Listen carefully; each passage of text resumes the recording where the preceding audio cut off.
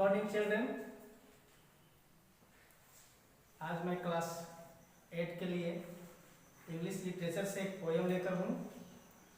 Poem का title है imagine.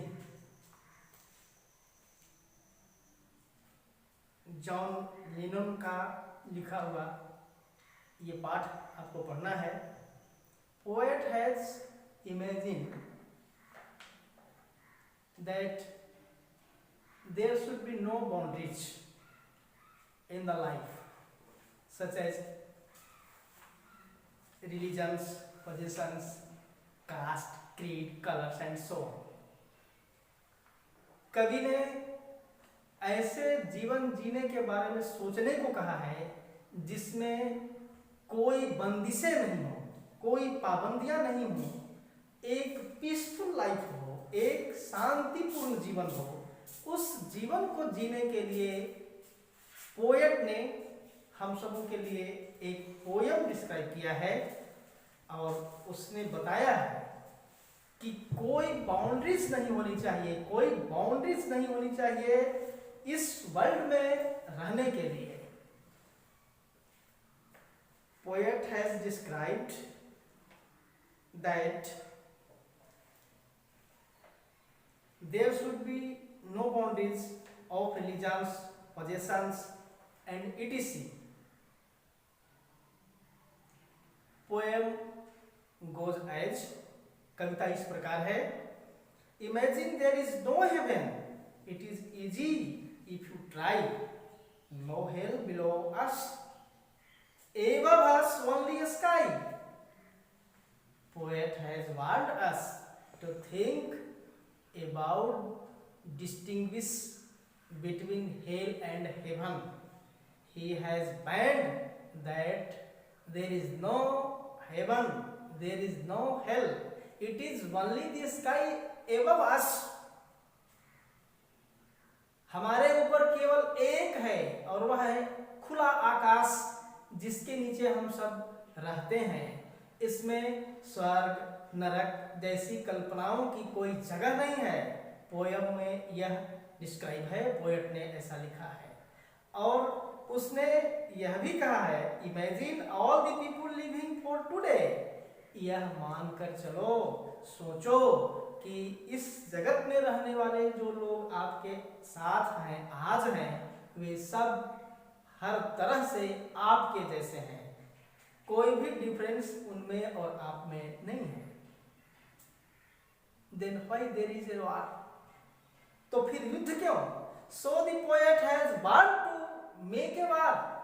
युद्ध करने से उसने मना किया है, उस पर बंदिशें लगाई हैं पोएट ने और कहा है कि we should live peacefully in this world because the nature has gifted this world to live peacefully. क्योंकि प्रकृति ने हमें यह संसार शांति ढंग से शांतिपूर्ण जीवन जीने के लिए दिया है। हम इसे शांति से सुख से जिए और कोई डिस्टिंग्विश नहीं कहें, कहीं से कोई डिफरेंस आपस में नहीं लाए। यह हम लोगों का ध्येय होना चाहिए। Next line, imagine there is no country, it is not hard to do, nothing to kill or die for and no religion too. Imagine all the people living life in peace. People make war to split their status. अपनी आकांक्षा महत्वाकांक्षा को बढ़ाने के लिए आज देश के लोग और छोटी इकाई से लेकर के बड़ी इकाई को हम देखें तो आपस में यह देखने को मिलता है कि साम्राज्य विस्तार के लिए युद्ध की जरूरत पड़ती रही है लोगों को। कवि ने इसे मना किया है और कहा है कि it is nothing to kill और डाई फॉर। किसी को मारने, किसी को खत्म करने की कोई जरूरत नहीं है अपने राज्य विस्तार के लिए, अपनी सीमा विस्तार के लिए। And no religion too. Imagine all the people living life in peace because no any religion in this world who allow us to fight. इस दुनिया में जितने भी तरह के धर्म हैं, हमें कोई धर्म आपस में लड़ने की इजाजत नहीं देता, वो मिलकर रहने को कहता है, वो एक साथ रहने को कहता है। इसलिए मारने और मरने की बात नहीं करनी है, शांति ढंग से रहने की बात हमें सोचनी है, शांति से रहने की बात हमें करनी भी है। Imagine all the people living life in peace, जैसे आपके लिए जीवन शांति प्रिय है, बाकी लोगों के लिए भी उसी तरह से जीवन शांति प्रिय होना चाहिए।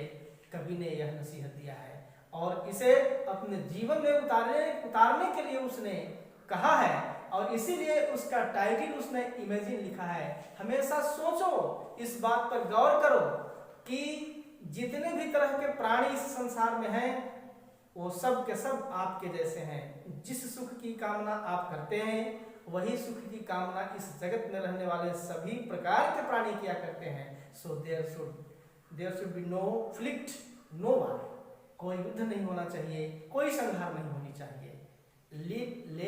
लिव एंड लेट लिव, जियो और जीने दो के सिद्धांत पर हमें चलना चाहिए और एक शांतिपूर्ण जीवन शैली को अपना करके और जीवन को जीना है।